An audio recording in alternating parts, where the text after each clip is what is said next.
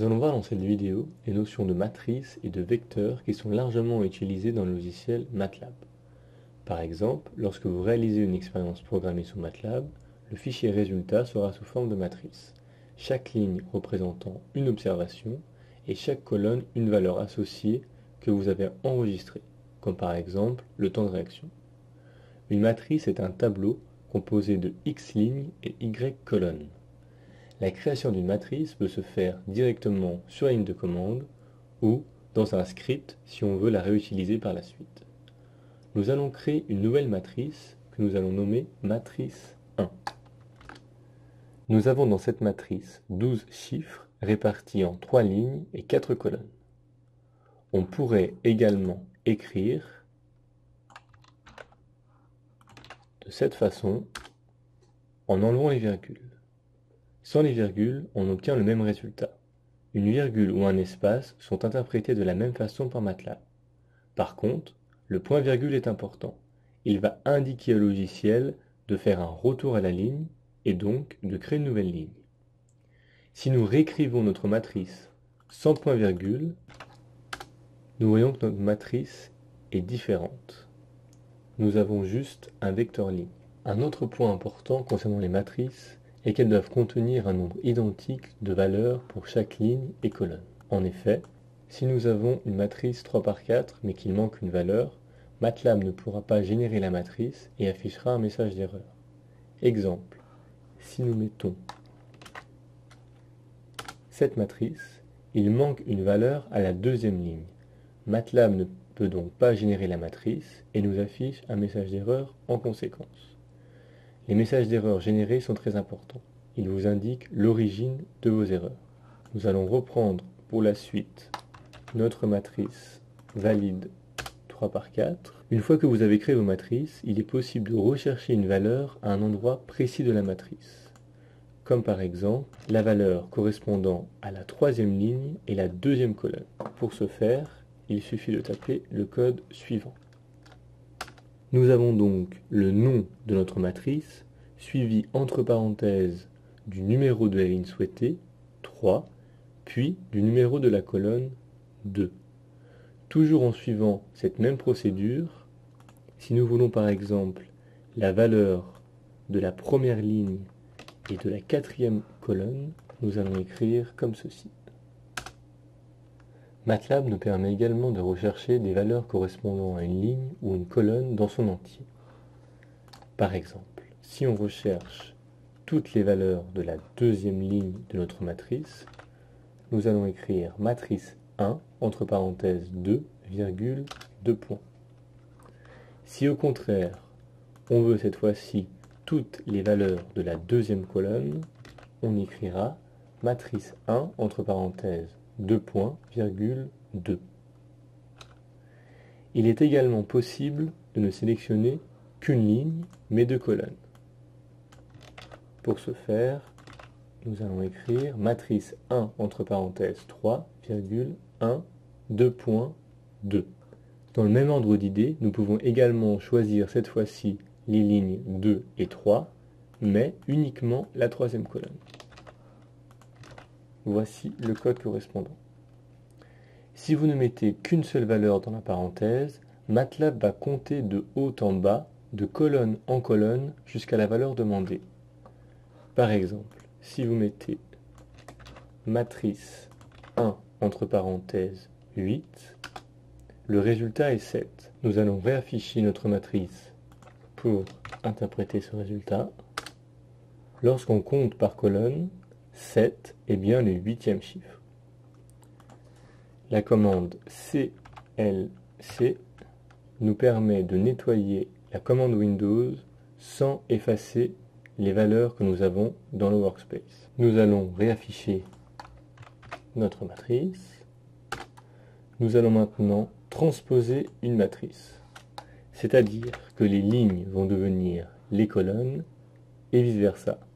Pour ce faire, il suffit d'ajouter un apostrophe après le nom de votre matrice, comme ceci. Nous allons maintenant voir les vecteurs. Un vecteur est composé d'une seule ligne ou colonne. En quelque sorte, il s'agit d'une matrice, mais en simplifié. Comme pour la matrice, nous allons créer un nouveau vecteur. De la même manière, nous avons ici un vecteur ligne. À nouveau, les virgules entre les chiffres sont facultatives. Par contre, comme pour les matrices, si on met les points-virgules, ils vont être pris en compte par le logiciel et notre vecteur ligne va devenir un vecteur colonne. Concernant la sélection d'une valeur au sein du vecteur, il suffit maintenant d'inscrire une valeur, vu que l'on n'a plus qu'une seule ligne ou plus qu'une seule colonne. Si on veut par exemple la troisième valeur de notre vecteur, il suffit d'écrire vecteur 1 entre parenthèses 3, comme ceci. Si on veut les valeurs de la ligne 1 à la ligne 5, on écrira vecteur 1 entre parenthèses, ouvrez les crochets 1,5, fermez la parenthèse. Donc, parenthèse plus crochet. Si on veut dans notre vecteur 1 les 5 premières valeurs, on écrira vecteur 1 entre parenthèses 1, 2.5. Comme ceci.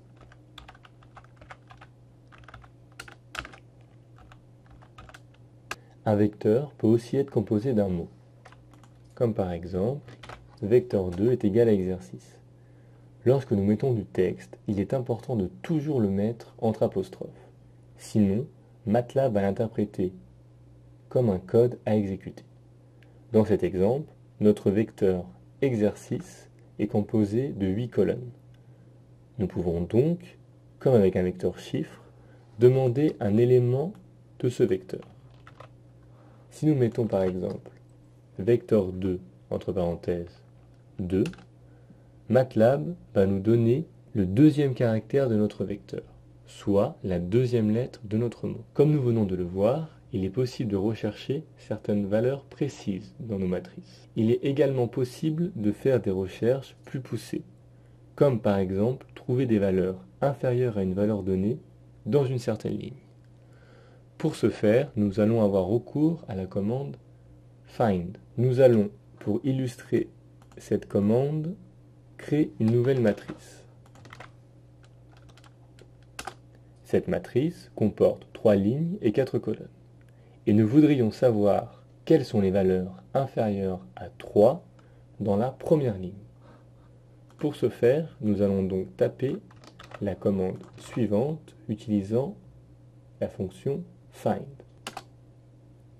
Dans cette commande, nous disons donc à MATLAB de sélectionner toute la première ligne par la commande matrice 1 entre parenthèses 1,2 points, puis nous lui disons de rechercher à l'intérieur de cette ligne les valeurs inférieures à 3. Il est important de comprendre que la fonction find ne va pas vous donner les valeurs correspondant à votre recherche, mais leur position. Si maintenant on veut connaître les valeurs correspondantes aux positions que nous a indiquées MATLAB, une étape supplémentaire est nécessaire. On peut, par exemple, stocker l'information de la position dans un vecteur temporaire, puis associer ce vecteur temporaire à notre vecteur principal. Pour reprendre notre premier exemple, nous allons créer un vecteur que nous allons appeler position afin qu'il garde le résultat de notre recherche. Nous allons faire comme ceci.